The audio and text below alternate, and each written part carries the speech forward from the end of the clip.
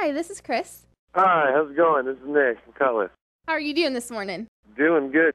You want to start off by telling me just a little bit about what's going on with the band, what's coming up for you guys and everything? Yeah, totally. Right now we're actually out with Casting Crowns doing a tour with them, and that's been amazing. I don't think any of us ever thought we would be on tour with Casting Crowns in our career.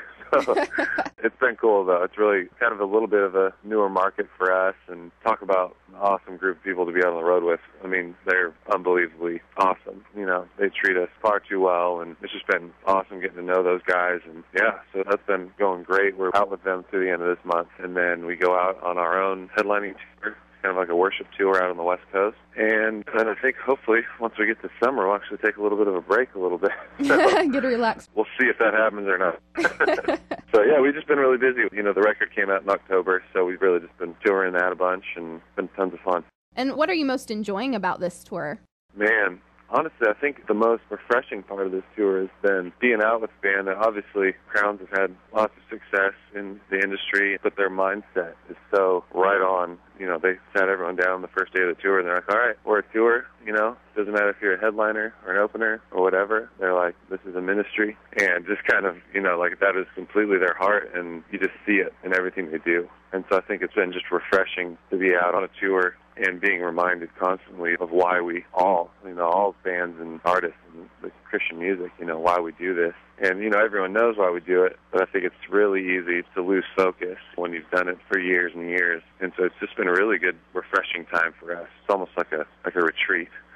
So it's been great, and it's fun watching them play every night. You know, I'm blown away every night watching Mark Hall do his thing. So we've just been honored to be out with those guys. So tell me a little bit about your album, It Is Well. What does it mean to you, and what do you want it to mean to your listeners?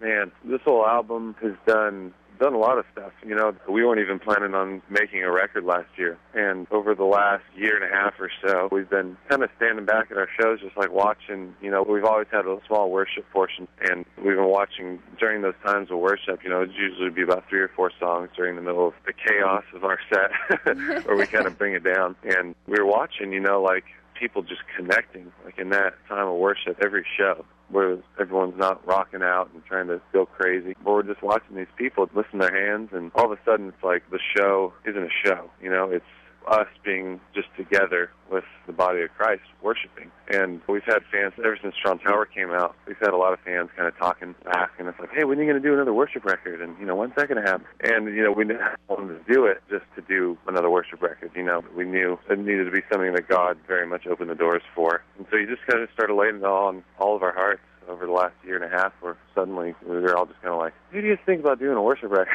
And everyone kind of looked at each other like, oh, you've been feeling that too? Because I've totally been thinking about that. So just kept praying about it, and the door opened to go up and record it. We recorded it over like a month up in Portland, Oregon, and I think God did a lot of cool stuff with us, bringing us together as a band spiritually. And again, even the recording of this record was like a retreat. You know, we all just kind of hung out in this house in the middle of nowhere, Oregon, and went through the book of Romans together during the recording, and just watched God do a lot of cool stuff, and reminded us that we are to just be worshiping Him with everything He's given us. And I hope, you know, our prayer for this record is just that people would hear sincere worship when they listen to it, and that would cause them to worship God as well.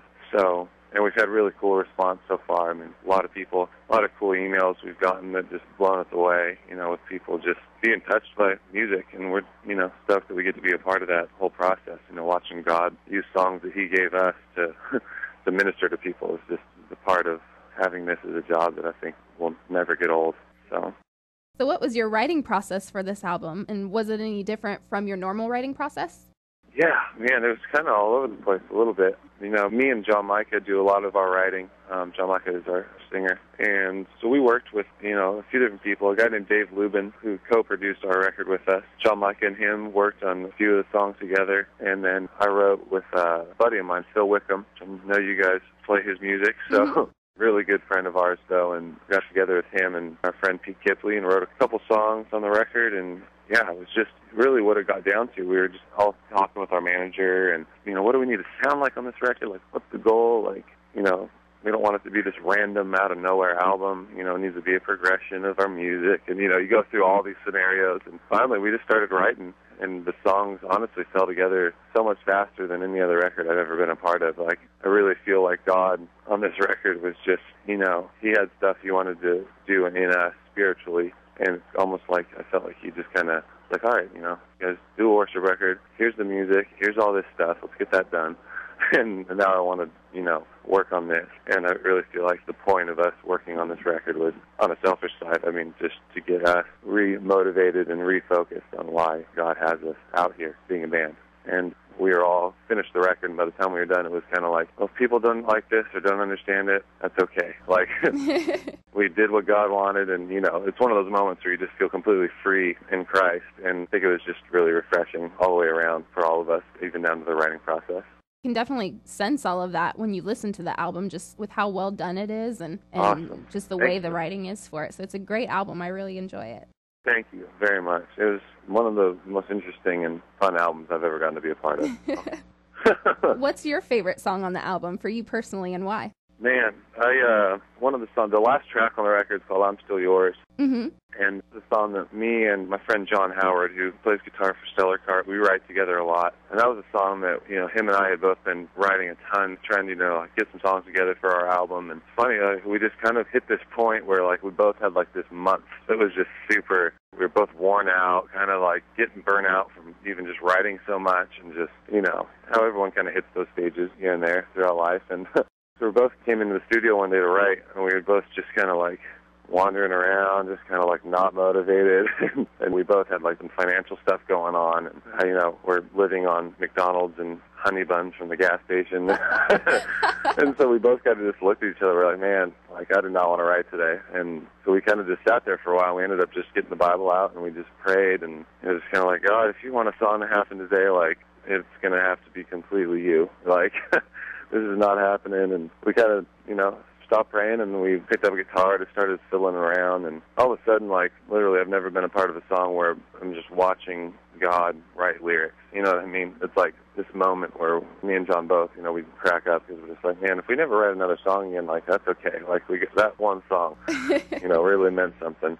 And that's the whole song is basically about, if God took everything away in our lives, all these things that we cling on to and hold for dear life, if God just stripped all of that from our lives, would God be enough for us? And it was a question that we were asking ourselves in that moment. We're just we get so bent out of shape, when we don't have enough money as we'd like to, or we don't get to eat what we wish we could eat. These silly things that we're so blessed to be able to have in the first place. And then we get so bent out of shape when those things are not available to us.